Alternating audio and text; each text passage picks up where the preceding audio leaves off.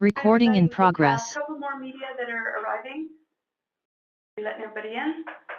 Thank you for joining us so late in the day on a lovely long weekend in May. We're actually really pleased we're able to do this now, because for a while there it looked like it was going to be later.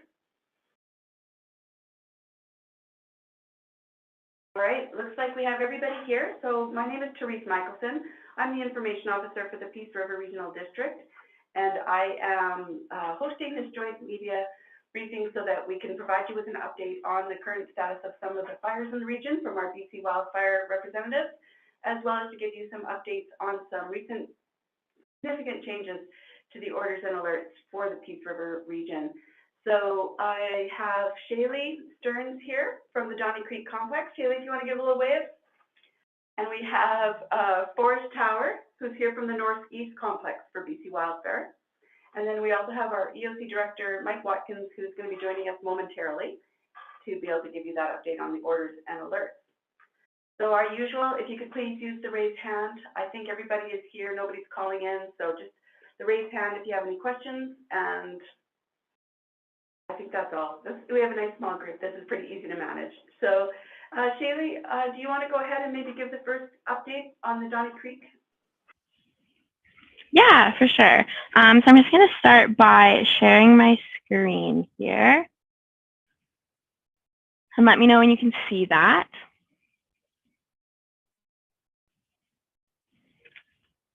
Is that all good there?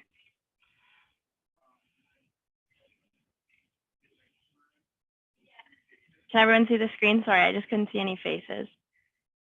We can see it, we can see it. Thank you. Okay, perfect. Thanks, guys. No worries. All right, so this is the Donnie Creek Complex. So in this complex, we currently have 3 fires. So I'm going to start up to the kind of the north over here, the northwest, with the G90292 fire. So this is the Musqueam River wildfire. Currently estimated at 6,462 hectares in size. So for this fire, we haven't seen any significant growth over the past few days. And then coming over here to the east, we have the G90273 fire, so the Kua Lakes wildfire. And this one is estimated at 26,307 hectares in size.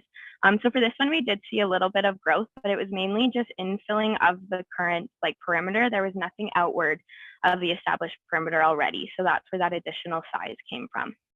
And then moving down, we have the Donnie Creek wildfire, which is currently estimated at 134,910 hectares in size. This fire is still classified as out of control. Yesterday, we did see a bit of growth on this fire kind of down in the southwestern tip over here. So we did see an extension of this arm here, and it did pass over a road that was used for access and egress to the fire for crews. So luckily, it was good, showed good benefits to us establishing multiple access and egress routes, so crews were able to leave the area and kind of regroup and reassess from there. And then coming into today, we did see a significant amount of precipitation that came into the area. So we're going to continue to get precipitation probably into the evening as well, and maybe even the early morning with some more additional precip tomorrow. But it is likely so that we'll have higher humidity tomorrow. So this means that we're going to see, and we have seen throughout the day as well, quite a significant decrease in fire activity. So that's kind of the changing status from there, whereas we did like the day before, even saw some variable and sporadic winds in this area, which resulted in that additional growth. So looking into the days ahead, we can expect to see some more minimal activity there. There is still a chance for this fire, the fire is still burning. It will take a significant amount of water to put this out. And even though we did get very large amount of precipitation up in the area of this complex, there's still really deep fuels that are burning. So it's still something that will be watched and assessed, but we definitely saw a decrease in that activity there. And then, yeah, today crews, unfortunately, because of the rain, access was definitely challenged. So crews weren't able to reach the fire because of the roads that we have in the area. They became very slippery and just not safe for crews to be on. So crews utilized the day to kind of reassess, look at tactics, the best way to go back in there when we can. And then also our structure protection took the opportunity to kind of drive up along this highway here and visit some of the communities in the area, just as a training initiative for crews to look at structure protection, get a feel of what's in the area as well, so they could gain their knowledge around there. And I think that's about it for all the information that I have on it. Thank you, Shaylee. Does anyone have any questions about the Donnie Creek fire?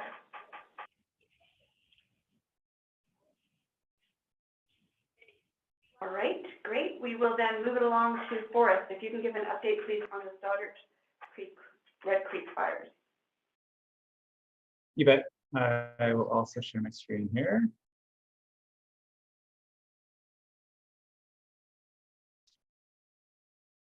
Okay, so I'll give an update on the wildfires in the Northeast complex. So we have 4 wildfires that we are managing within this complex. I'll start on the left-hand side of the screen here, Google Earth. So G80175, we have the Cameron River wildfire, larger one in the complex, G80291, Stoddart Creek wildfire. South of that, G80223, the Red Creek wildfire. And then all the way on the right-hand side, we have G80220, the Boundary Lake wildfire.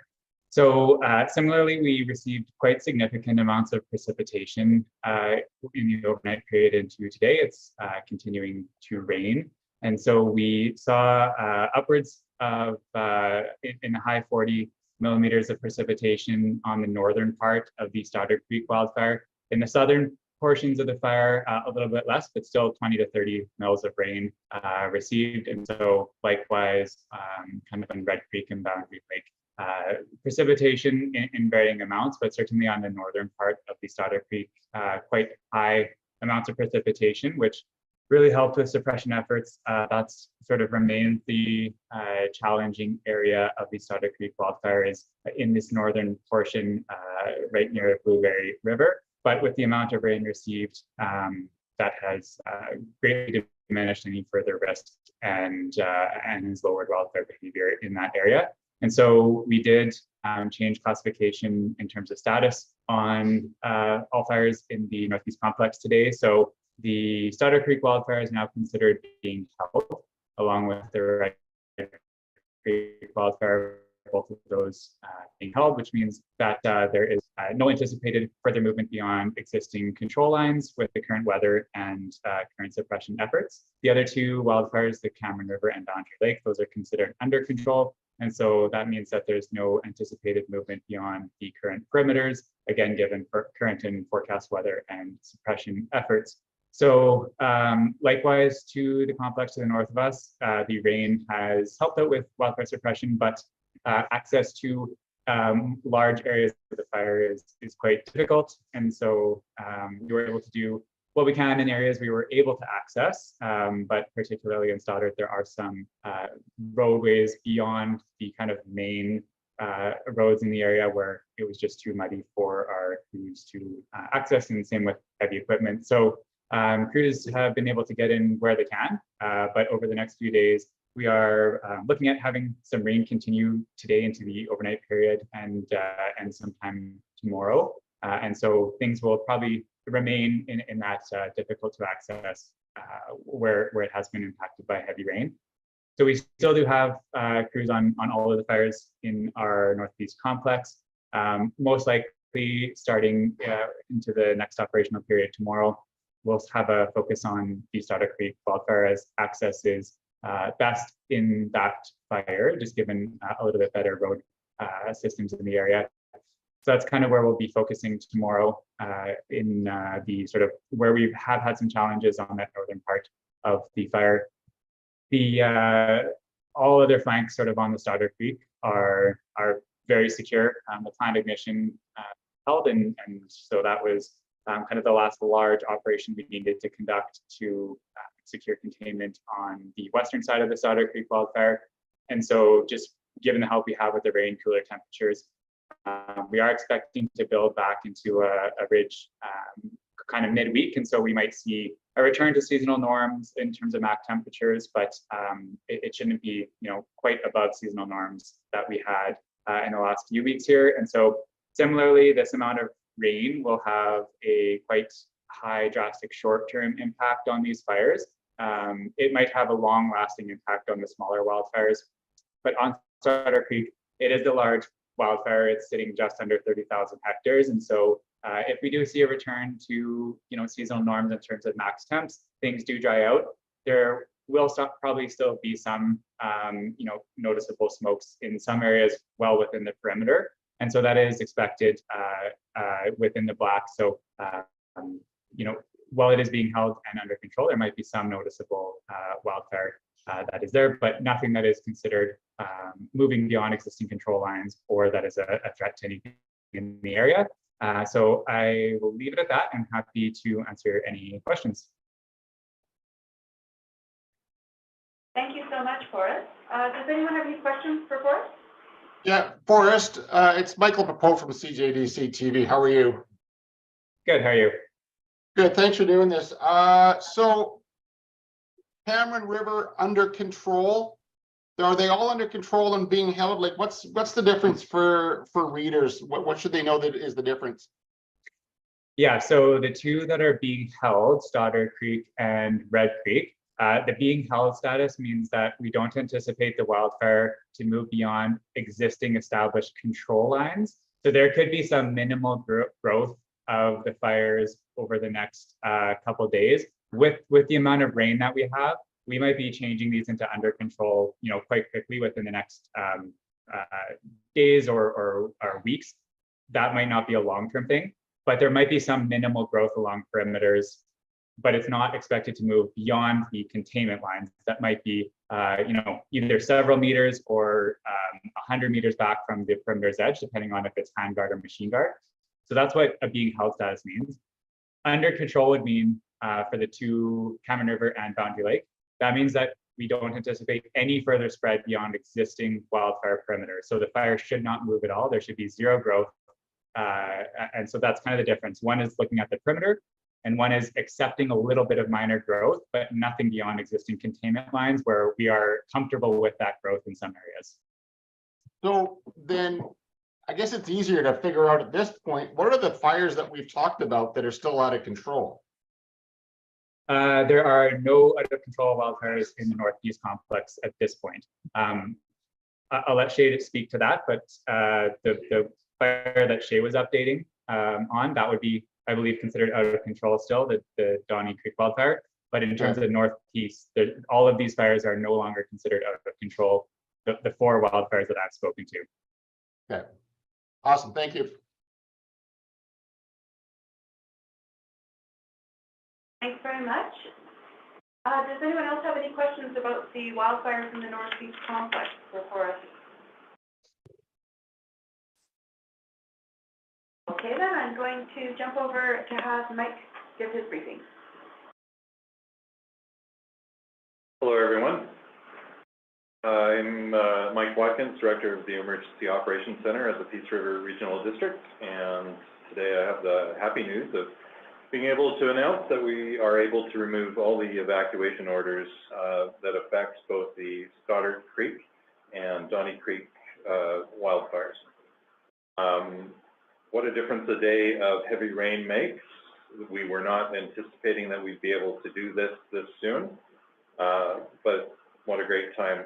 So what we've done essentially is all the prior alert areas, which encompass a massive chunk of the Peace River Regional District, have been canceled. And now we have only an alert area on what was formerly known as our evacuation order area. So it's a much smaller area, and those alerts are going to remain in place. Just remind residents that they're entering into an area that has had wildfire activity. There are certain risks that people should be aware of. Those range from hydro crews continuing to work on Beaton Airport Road and other areas, possible compromised trees that could be beside the roads or on their own properties. And, that's pretty much it. We're essentially looking at risks related to where the wildfire has been.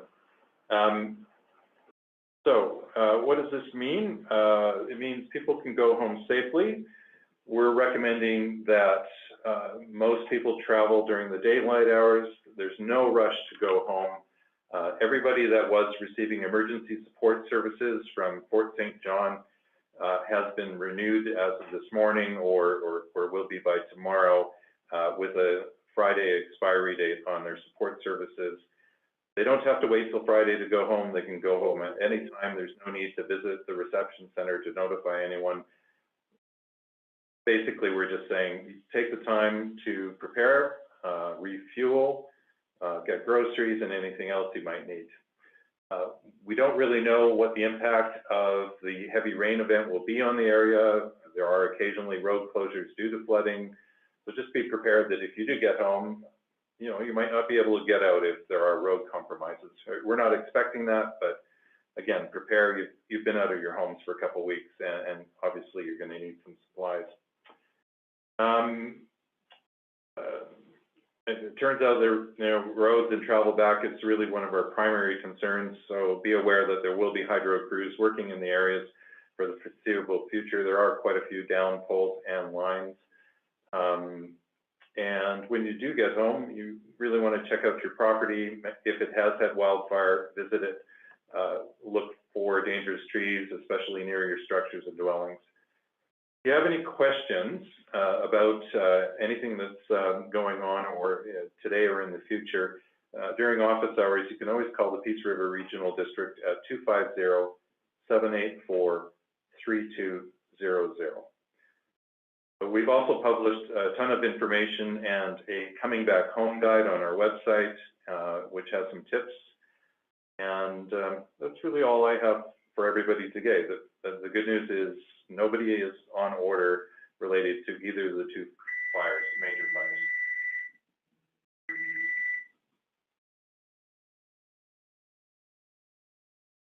Does anyone have any questions for Mike? And just so you know, I have posted the Heading Back Home guide that's on the website, the information that's there, and there are hard copies that have been distributed to the different reception centers for people as well, since sometimes it's not as convenient to be looking online when you're heading home. So, but does anyone have any questions for Mike about the fact that there's no further evacuation orders, active orders in this region anymore? Mike, so we've got, can we say there's no evacuation orders anywhere in the Peace region at this point? There are none. We had removed any orders from all the other fires. I'm thinking of Boundary Lake, Cameron River, now the very massive one up at Donnie Creek / Tommy Lakes, and now finally Red Creek and Stoddard Creek. And so do you have an idea of how many properties remain under alert? Yeah, the remaining properties that were on order until 1800 hours today were roughly 450. So those are now under alert. So we got 450 in Northeast BC under alert? That's right. That's in the, so that relates to only the Stoddard Creek area. There are some industrial properties that remain under alert in Donnie Creek. So can we say can we say around 450 properties or just north of 450 properties remain under alert? That's right. Okay, that's awesome news. Thank you. You're welcome.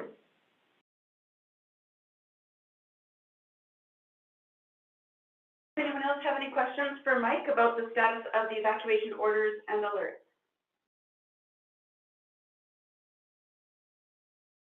Not seeing any other questions for anyone? BC Wildfire? Excellent, I'm not seeing anything. So just before we wrap up, Mike just has a couple more things to cover.